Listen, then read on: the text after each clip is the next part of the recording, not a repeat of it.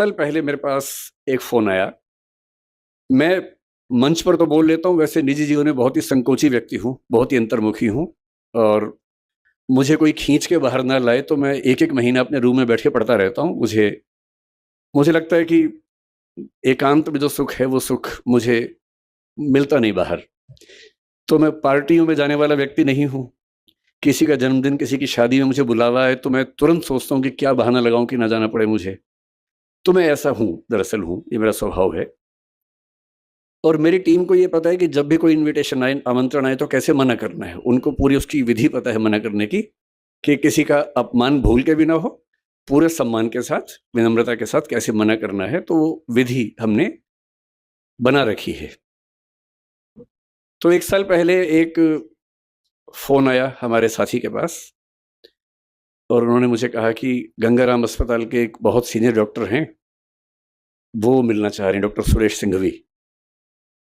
मैं ईमानदारी से बता रहा हूँ कि जैसे ही मुझे पता लगा गंगाराम के वरिष्ठ डॉक्टर हैं, तो मेरे मन में एक लालच का भाव पैदा हुआ। मुझे लगा अब मेरी उम्र 50, अब मैं 51 का हूँ, तब 50 का था। मुझे लगा कुछ साल के बाद ज़रूरत पड़ेगी गंगाराम की मुझे।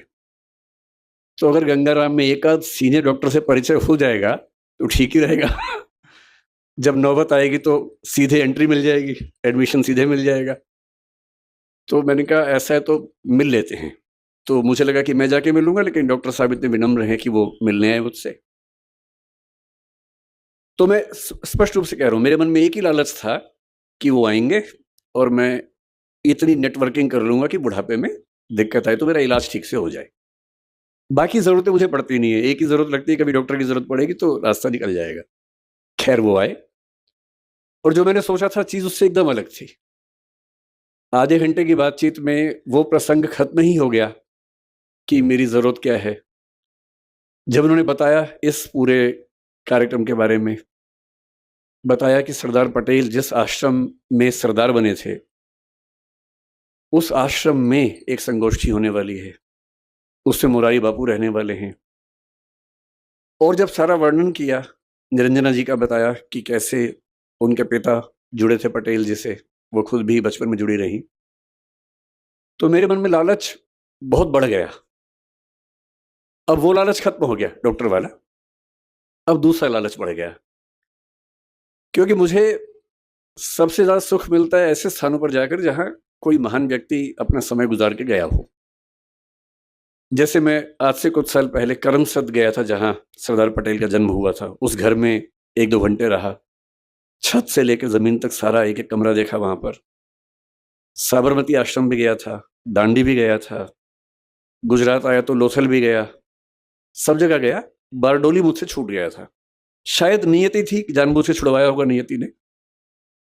तो जब मुझे पता लगा कि बारदोली के या बारडोली के आश्रम में जाके वहीं उसी घर में रहने का मौका मिलेगा या बैठने का मौका मिलेगा जहाँ सरदार पटेल रहते थे, जहाँ महात्मा गांधी भी आते थे, तो मुझे लगा इससे बड़ी उपलब्धि क्या हो सकती है। बोलना तो ठीक है, मैं अध्यापक हूँ, बोल ही देता हूँ, तो मैंने कहा ठीक है मैं आऊँगा, लेकिन इससे मेरा लाभ ज़्यादा है, आपका लाभ कम है। और जब से आज मैं सुबह से आया हूँ, मैं कल रात को सूरत आ गया था, आज सुबह यहाँ आया और जब से आया हूँ तो वो मेरा भाव बढ़ता ही जा रहा है। ऐसा लग रहा है कि बड़े शहरों की चकाचौंध में हम लोग बहुत कुछ छोड़ देते हैं, जो ऐसी जगह पे आके समझ में आता है कि जीवन का असली मतलब क्या होता है। तो पश्चिम में एक प्रसिद्ध दार्शनिक हुए थे। मुझे सुरेश जी ने कहा कि 1.5 घंटा मुझे बोलना है, तो मैं बड़ा फुर्सत के मूड में हूँ। अगर आप लोग लगे कि कम बोल रहे हैं तो आप इशारा कर दीजिएगा, मैं चुप हो जाऊँगा बीच में ही। नहीं तो मैं तो ज़्यादा बोलने का अभ्यस्त हूँ ही, कम बोलना मुश्किल लगता है मुझे। तो आज जब मैं आया तो यहाँ मुझे सरदार पटेल पर बोलना है, मैं उन पर आऊँगा थोड़ी देर के बाद। पहले मैं आज का अनुभव डिस्कस करना चाह रहा हूँ। तो जैसे ही कार आश्रम के अंदर घुसी, तो जिसको बोलते हैं आजकल मनोविज्ञान के बच्चे की वाइब्स आती हैं, जो जेन ज़ी है, आज की जनरेशन है, उसकी भाषा में वाइब्स आती हैं।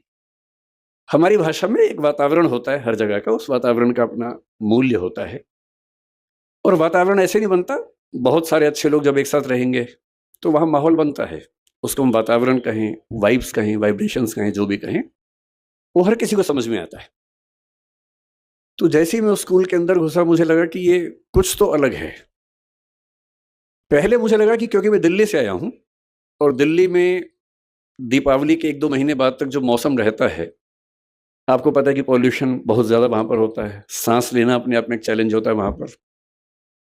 तो मुझे लगा शायद यहाँ हवा साफ-सुथरी है और क्योंकि मैं दिल्ली से आया हूँ, इसलिए मुझे बहुत ज़्यादा अंतर महसूस हो रहा है।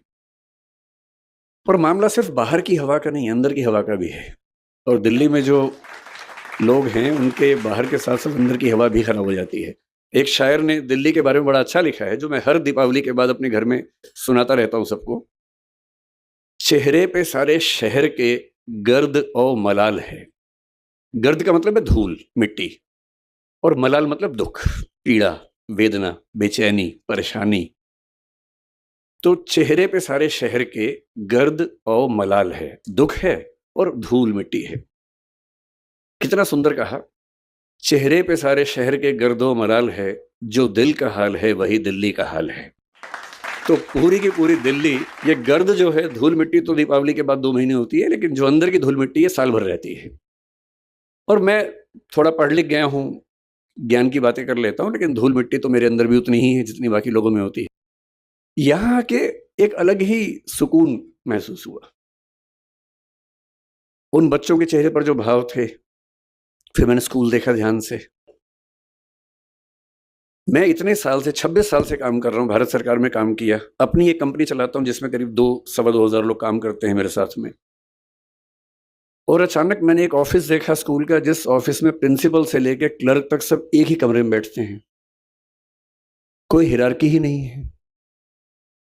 और मुझे लगा कि मेरी सारी किताबें जो हिरार्की सिस्टम से प्रशासन कैसे चलता है, वो अचानक बेकार साबित हुई। बिना सोपान क्रम के कोई व्यवस्था चल सकती है, हम तो नहीं सोचते थे, पर यहाँ चल रही है। फिर मैंने देखा कि स्कूल के बच्चे, उन सबकी एक-एक अलमारी है, उसी में उनको अपना सामान रखना है, किताबें रखनी हैं, कपड़े रखने हैं। सबने बड़ा सहेज के रखे हुए हैं। मुझे अपने बच्चे याद आए। कमरा तो उनके पास भी है, पर वो इतना साफ तो कभी नहीं होता, जब तक कोई थर्ड पार्टी आके साफ ना करे उसको। या तो मम्मी साफ करे, पापा साफ करे या कोई और साफ करे। इतना करीने से कैसे बच्चे रह सकते हैं? और किसी की अलमारी पर कोई ताला भी नहीं है। तो मैंने पूछा कि ताला नहीं होने की वजह, तो बताया गया कि हम चाहते हैं कि बच्चे खुद ही सीखें कि अगर हम किसी की चोरी करेंगे तो कोई हमारी भी तो करेगा। और चोरी नहीं करनी है, ये स्वभाव का हिस्सा बन जाए, ये इसकी ट्रेनिंग है, इसका प्रशिक्षण है। बच्चे अपना खाना भी खुद बना रहे हैं, बर्तन भी खुद धो रहे हैं। 10वीं के बच्चे दिल्ली में ये कह के आतंक मचाए रखते हैं कि मेरा 10वीं का एग्जाम है, तो ना मैं खाना खाना तो खैर बनाने का सवाल ही पैदा नहीं होता है, बर्तन धोने का तो मसला ही नहीं है उनके सामने। उनसे तो आप ये भी कहें कि 1 गिलास पानी ला के दो, तो 10वीं का एग्जाम बीच में आ जाता है। तो ये बच्चे 10वीं का एग्जाम भी दे रहे हैं, खाना बना रहे हैं, बर्तन धो रहे हैं, अपना सब कुछ कर रहे हैं। स्वावलंबन जो महात्मा गांधी कहा करते थे, उसका जीता जागता उदाहरण। और उसके बाद बच्चों के चेहरे पर ऐसा सुकून है, जो सुकून दिल्ली के वीडियो गेम खेलते बच्चों के चेहरे पर कभी नहीं दिखता है। तो मुझे कभी-कभी क्या होता है, मैं ज़िक्र कर रहा था कि पश्चिमी दार्शनिक हुए हाइडेगर नाम के, 20वीं शताब्दी की शुरुआत में ही, जर्मनी की बात है। जब जर्मनी विश्व युद्धों की दुनिया में आ गया था, उस समय की बात है। उन्होंने एक बड़ी गहरी बात कही। उन्होंने कहा कि हम लोग ज़िंदगी जीते रहते हैं, किसी से लड़ते हैं, किसी से प्यार करते हैं, फिर झगड़ा करते हैं, लड़ते हैं, सफल होते हैं, किसी को हराते हैं, किसी से हारते हैं। हारते हैं तो नफ़रत पाल लेते हैं, हराते हैं तो ये भाव मन में आता है कि मैंने हरा दिया, मैं विजेता हूँ। इसी सब तिकड़म भरे अनुभवों को हम मिला के एक शब्द बोलते हैं ज़िंदगी, लाइफ़। लेकिन कभी-कभी ऐसा होता है ज़िंदगी में कि अचानक कोई इंसिडेंट होता है। वो इंसिडेंट क्या होता है, जैसे मान लीजिए कि मैं और मेरा दोस्त सड़क पे जा रहे हैं। अचानक एक ट्रक की कार ब्रेक फेल हुई, उसे टक्कर मारी और मेरे साथ जो मेरा दोस्त था, उसकी मौत हो गई और मैं बच गया। अब जो मुझे एहसास होगा, उस एहसास का मतलब है नथिंगनेस, शून्यता। उस मोमेंट पे, उस क्षण में ये लगता है कि क्या है ज़िंदगी में ऐसा? और मैं जो इकट्ठा करने में लगा हूँ, मैं जो ताकत के पीछे भाग रहा हूँ, मैं जिस 8 साल बाद की प्रमोशन के लिए अभी से रात दिन जुटा हुआ हूं, ये सब तो 1 सेकंड का खत्म होने का वाला खेल है। जिस जिंदगी का 1 सेकंड बाद का अता पता नहीं है, भरोसा नहीं है, कल सुबह मैं उठूंगा भी या नहीं ये भी नहीं पता है, और मैं ऐसी जिंदगी जी रहा हूं जो 10 साल बाद मैं ये बन जाऊंगा, 18 साल बाद मेरी प्रमोशन ये होगी, मैं सेक्रेटरी बन जाऊंगा या मैं हाई कोर्ट का जज बन जाऊंगा। इस अनुभव में जो लोग थोड़े ज्यादा सेंसिटिव हैं, संवेदनशील हैं, वो इस अनुभव को झेल नहीं पाते, और उनके लिए इसी बिंदु पर टर्निंग पॉइंट आता है और वो जीवन का रास्ता मोड़ लेते हैं कि जब जीवन में कुछ भरोसा नहीं तो मैं इन निरर्थक चीजों के पीछे क्यों भागता रहूं, क्यों ना मैं किसी ऐसी सार्थक चीज की तलाश करूं जो अंततः मुझे सुकून देती हो। और हम जीवन क्यों जीते हैं? मैं दर्शन विषय का विद्यार्थी हूं, पढ़ाता भी हूं। भारत के, दुनिया के सब दार्शनिकों को पढ़ने पढ़ाने की प्रक्रिया में मैंने पाया कि अंततः सभी के मन में एक ही बात है, अलग अलग शब्दों से कहते हैं, और वो ये है कि जीवन का अंत इसी बात पे है कि मुझे सुकून मिले, मुझे आनंद मिले, मुझे सुख मिले। और सारे भौतिक सुखों के बाद देश की राजधानी की सारी ताकत को देखने समझने के बाद अगर उससे ज्यादा सुकून बारडोली के आश्रम में है, तो इसका मतलब है कि जीवन का सही अर्थ तो यहां आके खुलेगा, वहां तो नहीं खुलेगा।